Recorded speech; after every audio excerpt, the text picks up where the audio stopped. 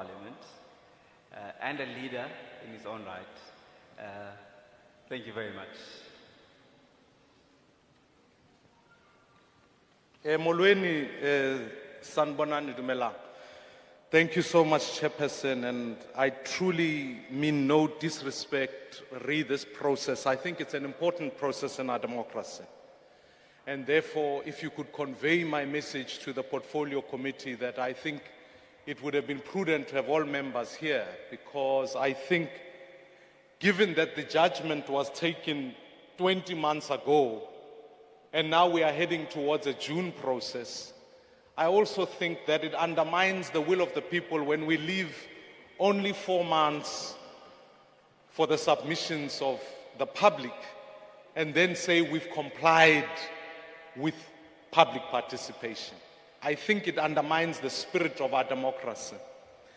But more to the matter at hand, Section 19.3 states categorically that every citizen has the right to public representation. Fellow South Africans, I think it can be fair to say it never meant, as Judge Madlanga in his judgment made submission, that in fact, that means that only political parties can represent the people. It's at every citizen.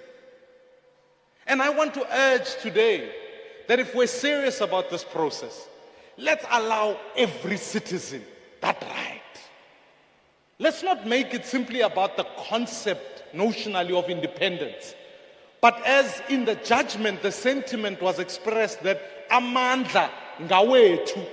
The judge used those words not to say amandla ngawe political party. He said amandla ngawethu, meaning the people. And so I want to ask that we restore that judgment and say, let the people govern. This process has been fundamentally flawed. I think all of us can agree. It has left it to the final minutes. It's allowed political parties to position themselves. But here's the biggest flaw. A MEC report was tabled. It gave 2 options. The executive arrived and said, you'll take the minimalist approach, which says just make minor amendments. What was presented to the public when they arrived here today is the option given by the executive. So what is public participation other than public indoctrination? It simply says, only consider this view. And I would argue the case that there is another view. And that's the private members' bill that was tabled over 17 months ago by Honorable Lukota. At least I would accept that this is not a farce by being able to put the 2 in front of each other. But yet again, the parliamentary process has triumphed. It has said, no, let the politicians rule and let the people be ignored, because the people's bill must be ignored. It cannot be tabled. Honorable Chairperson, you and I know very well that when I was in Parliament, often what used to happen is we have what we call constituency period. I want to talk about Charlotte Maxeke, I want to talk about Khayelitsha. I'm almost certain the ANC, the DA, and all political parties have what they call a constituency office here, and one at Charlotte Maxeke, and one at Baragwanath. In fact, they have them all across the country. When we designed the parliamentary program, part of it says parliamentary sittings, and the other part of it says constituency period.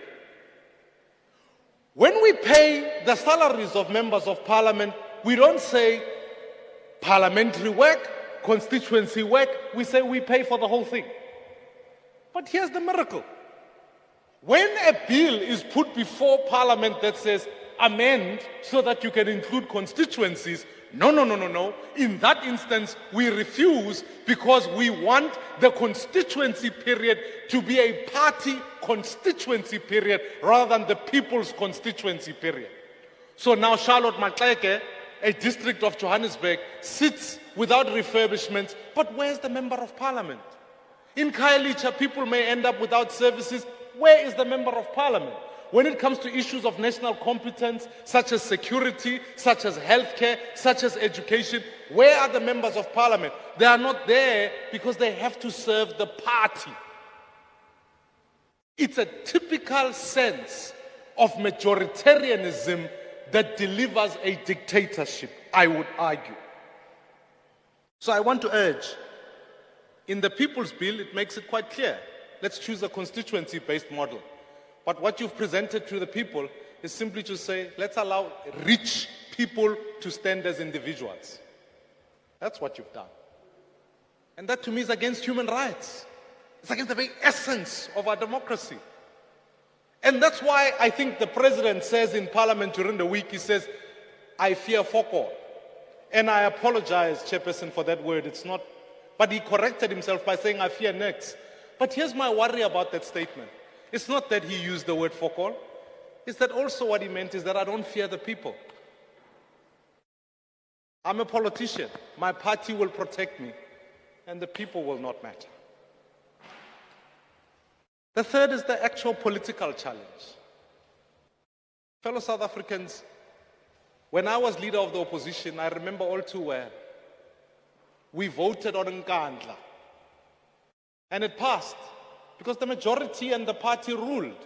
Because every single member of parliament arrives in parliament, takes an oath to the constitution. But truly what they mean is that I take an oath to the party. Because even when things are unconstitutional, they will vote for them anyways, because the party said vote for them. This parliament has been found so often in court for passing laws that are unconstitutional, and I would urge this one is going to end up in exactly the same format.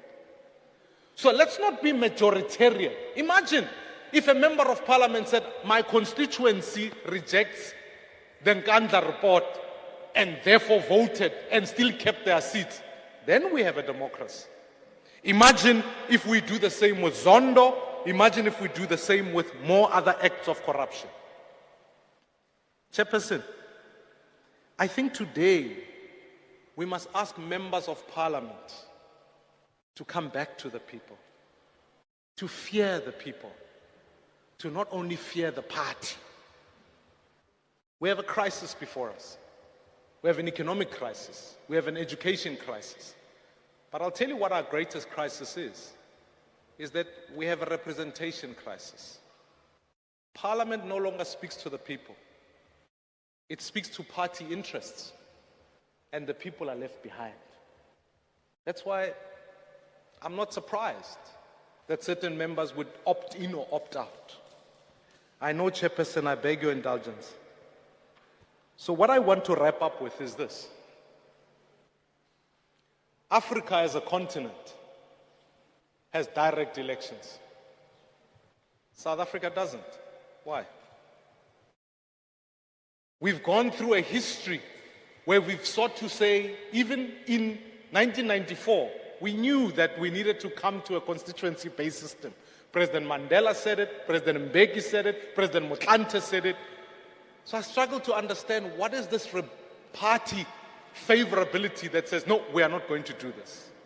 So I want to categorically state, I reject party dictatorship that this bill will simply suggest, and I want to go back to Judge Madlanga's proposal. Let us give power back to the people, and let us give representation back to the people. Oh, this whole thing, I'm afraid, will be a farce. I thank you, Chairman. Thank you very much.